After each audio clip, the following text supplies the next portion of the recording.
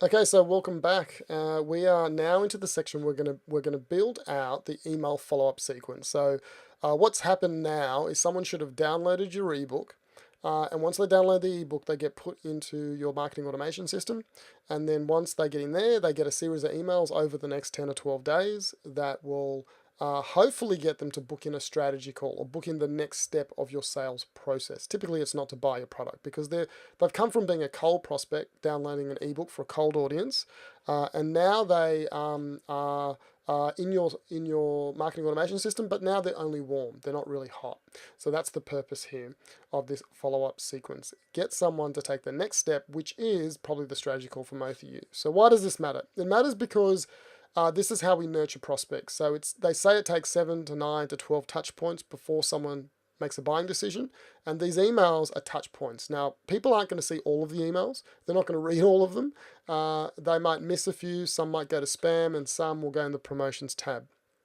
What we're trying to do here is to get as many as possible to read one of the emails or two of the emails or three, because it builds up on those 7 to 9 touch points. Now, the call to action is the next step in your process, your sales process, which is probably the strategy call. And will everyone sign up? No. Will heaps and heaps of people sign up? Probably not. It's part of the sales process. Now, what we'll do later in the last lesson in this course with Facebook, I'm going to show you how to show an ad to someone every time you send an email. They will then see an ad, a corresponding ad to that email.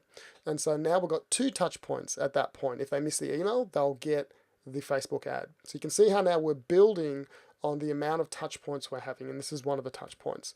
The other reason it's important is because we're here to sell the next stage of the sales process, just the next step.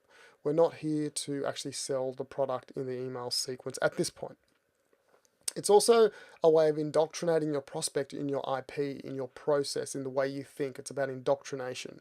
And the more they read, the more they eventually see the ads, the more they come to think just like you and understand that you can solve their pain point. The other thing is we can build trust. Every time you add value and you help and you teach, you build trust. Now, there's some problems with email. There's 3 problems, and the first one is spam filters. Like, it's very easy to be caught up in a spam filter when you're sending from an email marketing automation app. So MailChimp's good, and ActiveCampaign's good, and there's a few others that are good. But you want to make sure you're not caught up in a spam filter because they don't even see the email. The other thing is how you write the content actually helps as well. People are just bombarded with email. There's email everywhere. People's inboxes are filled. And so, a lot of people just ignore email. And if your headline doesn't cut through and get to the heart of the problem, people will just skip it, delete it, not even notice it. And the thing is that the other consequence of that is that open rates are very low in email. So does that mean we shouldn't do it? No, of course we should do it. It's a powerful tool. Just the expectation is that, if you're getting a 5%, 10%, 15, 20% open rate, 20% is great. But you may get lower open rates, but it doesn't mean you don't do it. It's a very powerful tool. So these are the outcomes you want from each email you send in the sequence. So number 1, the email subject, and the next one is the email body. So the email subject, the title is the most important part of the email, or the subject, and that is the reason someone will open if you get their attention. So you've got to write the title like you write the ebook that we just went through, the ebook title or the Facebook ad title. It's got to be very, very catchy. The subject or title of the email should be very short, as short as possible, 4 to 6 words if you can. I've got emails that are much longer because I just couldn't get it in, but the general rule is make them really short because the longer they are, they look more like spam. Because typically, if you're a real person writing an email to a colleague or a friend, it's very short, these titles. You don't, do War and Peace in the title. But as marketers, we tend to make it War and Peace in the title because we're trying to get so much information into that title. So make it short. The next thing is don't capitalize each letter in the subject line or use capitals all the way through. So it's an example here, if you can look on the screen.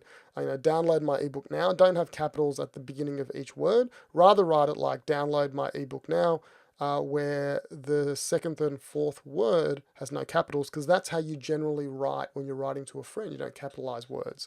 And lastly, don't put spammy words in there like discount, make money, low cost, and all these expletive characters, like apostrophe, at symbol, question mark. Spammers do that to get people's attention, and email apps like Gmail know that if there's something in there, it's highly likely spam and it'll go to the spam. So don't do these things when you're writing your subjects. Now, the purpose of the body of the email is to get someone to sign up for the next step in your sales process. And for most of you, it's the strategy call. And so that's the purpose. So every email we write is going to try and get someone to actually sign up for that strategy call. There's going to be a call to action at the end of every email for the strategy call. And there's two types of emails you can send. Okay, so there's the newsletter format, which is like this. You know, it looks beautiful, looks like a newsletter. It's really nice. This one has a video in it. It's actually a GIF. This one, if I actually couldn't put it in here, but it's a GIF where you can actually see him kind of talking. You can't hear it, and then you click it and you go to the video. So it looks really nice. Or you can have the plain text format like this. Okay, so what's the difference? The difference is this: the newsletter format, the pros is it looks nice, it looks professional, and the images can be inspiring and attention grabbing. The cons is sometimes the images may not load because Gmail might block it. It looks like a newsletter, so therefore it doesn't look personal. It doesn't look like it came from a friend of yours or a colleague. You know it's a marketing email as soon as you see that. So the next one is the plain text format email, where it just looks like this. This is actually a marketing automation email from one of my clients, and this is from another client. So you can see it just looks like an email that's just been written by a colleague. So the pros are it looks like a friend sent it. It removes all the clutter from the email, and it's good for spam filters, right? The cons is it doesn't look as professional as the other one, and it can look like a big wall of text.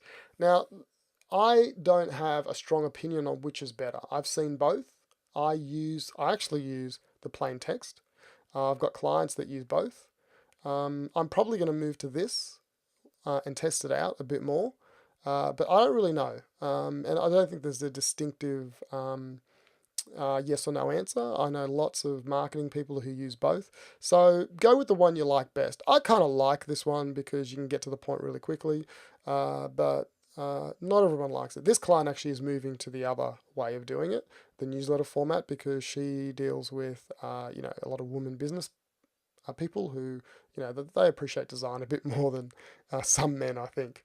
So so that's why she wants to move. I think this is great, but she wants to move. So you make the decision on that. We can talk about this in the coaching call, but you make the decision on which one you think you want to use for your business. Okay, so the email content. Let's get down to it now. So the content from each email should come from modules in your course. Okay, so each email you should take, this is mine here, my course and my roadmap, and I might take information from, say, the ultimate offer in the bottom left-hand corner, and I might take a concept about how to build an offer for Facebook. I might go up to the top left where it says improvement identifiers, and I might talk about the problem people have when they have a campaign that doesn't work and how you can overcome that. I may go down to the bottom left, which is perfect prospects, and take out what's the pain point there. Well, the pain point is so many ads don't work for people because they don't understand who their prospect is and their pain point. So they're selling something the person doesn't have a need for. And so you can see now that I'm taking pain points. You take a pain point from each of your modules because then you can link it very easily back to your course. It's just exactly the same principle we used for creating the ebook. Okay, look at your course outline, take a module, take a pain point that module solves, talk about it in the top of the email, show the solution in the bottom of the email. Okay, so what we're going to do now is go through the actual automation sequence that you're going to build. I'm going to explain each email to you, and then you're going to go off and build it. So this is what it looks like. There's 8 emails in the sequence. The first email is where you deliver the lead magnet. Then a day later, you send another email where you teach a principle from the program. 2 days later, you send another email where you tell a story. 1 day after that, you send another email where you teach a principle, and then so forth. You can see that there's a combination of case studies, teaching principles, stories, a 7-word email, and then a personal story again, and then a call to action for a strategy call. Now, in each of these emails, you're going to also be having a call to action to your strategy call. So let's go through them. Here's email number 1. So number 1 is where you deliver the lead magnet. So you send it immediately as soon as someone downloads. The subject line should be shortened to the point. So it should be something like your download is ready. It's a call to action to download the actual PDF. The body, you should add a link to the PDF in the email, and then also invite them to your Facebook group if you have one. And so that's important. If you have another step they can take, put that in, because then you can get them into your Facebook group. So in here, I wouldn't put a call to action to the actual strategy call. It's just Facebook group and the email, the PDF. So the second email is where you teach a solution to the pain point, and then you have a call to action. So you send it one day after the first email. And here you're going to ask a question. With a lot of things you do, questions are good. Now, you don't have to, but one of the best ways is to ask a question that highlights a pain point. So, if it's a business owner, are you a business owner that wants to double their business in 6 months? Are you a middle-aged woman who wants to lose weight? Are you a male who wants to get off medication? So that you ask that question so they can say, oh, that's me, and then they'll keep reading. Now, in the body of the email, you state the problem. So what is the problem? What is the pain point? Then you build the pain. So you tell them what it is like when the problem gets really bad, so they can start to either picture it getting worse or feel what it's like because they actually are there right now. Then you want to show them how great the future can be if the problem was solved, all the things that would change in their life if the problem was solved. And then finally, you want to have a very clear call to action to your strategy session at the end of the email. So it's like, if this made sense to you, then why don't you book a 15-minute call? We'll accomplish these 3 things, and here's the link to book the appointment.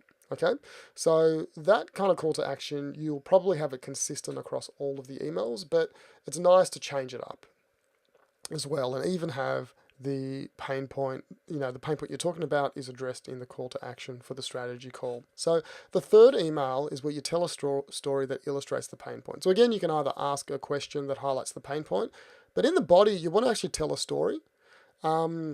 And show how that pain point was resolved. You could make it a bit of a metaphor where you tell a story that's a bit unrelated, but they can apply the principle back. That's always nice. People like that. But people love stories. Stories are very powerful. People would much rather read emails with a great story with a great meaning or point at the end than just be, lectured to. So again, the story must build a pain point and illustrate a solution from your course. And you want to show them how great the future can be when that story has been resolved, when the pain point in that story was resolved. And then again, you want to have a call to action. Email number 4 is you go back a day later and just do what you did in email 2. You teach something from your course, tell them what life is like when it gets better, build the pain, do the call to action. The 5th email is a case study. So, 2 days later, you can send them a case study. The subject could be how, your client received a desired result in a specific time frame. So obviously there's going to be a longer email. It's not going to be 6 words, but it's okay to do that from time to time. And so really people want to know, am I like this client? That's the result I want. How long did it take? And you can see that a lot of this is common from some of the worksheets I gave you in the building the lead magnet. Also, these principles will be used in writing the pain point, is writing the Facebook ad copy and the Facebook ad headline. So you can see how everything kind of comes together. Now, the body is the same kind of thing. The case study, you want to state what the pain point the client had, like this is the problem they had.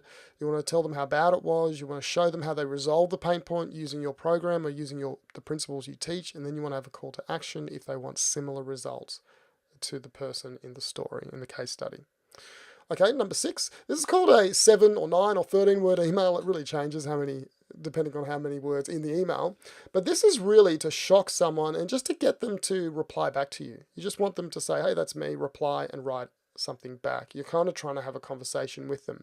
So a day later, what you do is you send them an email, and then the subject is just the name of the client, like Bob, okay?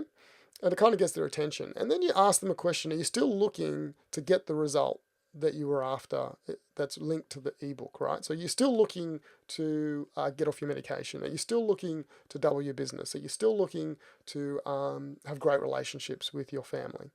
Okay, and there's an example there below how simple and short that email is. It's just a bit of a shock email. Okay, works really well. Very powerful email. One of the best emails you can put in your sequence. And you can do it in a long-term nurture just to get someone's attention.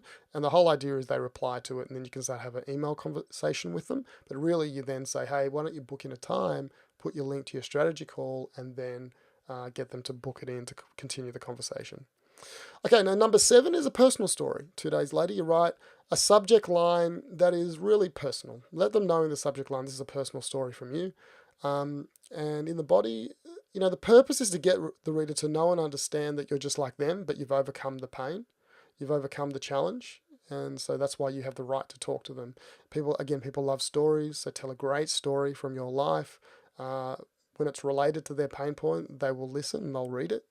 And link to the pain point and how you overcame it, and then have a call to action. Now, all of these emails, especially for life coaches and business coaches, it's great to structure them in a really conversational language, not professional. So all of these emails, you want to write them like you're talking to a friend. Have very conversational. It's very important. Unless you're in the corporate world, obviously it may have to be. But I've been in the corporate world my whole life, and I've got to say, sorry, not my whole life, for 12 years of my life, and I've got to say that the corporate world, I would write very colloquial with people, very on a personal to personal basis, so very conversational as well. So it's very rare to have some sort of automation or marketing message that is very professional. So I want to make that point, keep it very conversational in the tone. It's much more interesting than professional. You lose people when you become too professional. Okay, so the last one, a day later, you send an email and you write a headline that just states,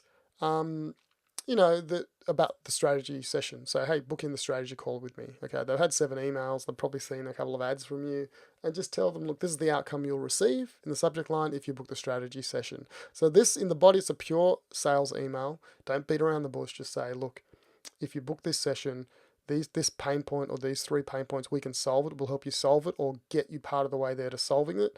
Tell them exactly what you're going to do in that session and why they should book it and what the outcome they're going to receive, and then have a call to action in the email. And that's your last chance. Then after this, you then put them in a long-term nurture that you would have a different automation, which might go for 52 weeks, 1 a week, and it's all your blog posts and that kind of thing. But this is your shot in these 8 emails to get their attention. Now, will everyone sign up? No. Will heaps of people sign up? Probably not, but it's another step. So you will get people filtering through and booking in strategy sessions on this. Why? Because they've seen it out on Facebook. They've seen a few emails. They've probably seen another ad. They kind of know who you are now, and then people are going to start filtering through and booking a strategy session here and there in an automated way. Okay, so it's very, very powerful. So what if you're missing a story or a case study, or you don't have a story, you don't have a case study? Well, just take one of the other emails and just replicate it. There's no real science to it. I mean, these are structures that I've given you. So when I say there's no science to it, there's a formula you use. I've given you the formula, but the sequence of that will change depending on your client. So that's why you have an automation app like ActiveCampaign, and you can see how many people click on the links in each email, and then you can switch them around and improve them and rewrite them if people aren't engaging. So if you're missing one of these, don't worry, just swap it with something else, and then as people start going through the funnel, you can then say, okay, this one I'll take out, I'll replace it with this, and this one's great, I'll put that up front because that gets their attention, and you can just reshuffle it as you go.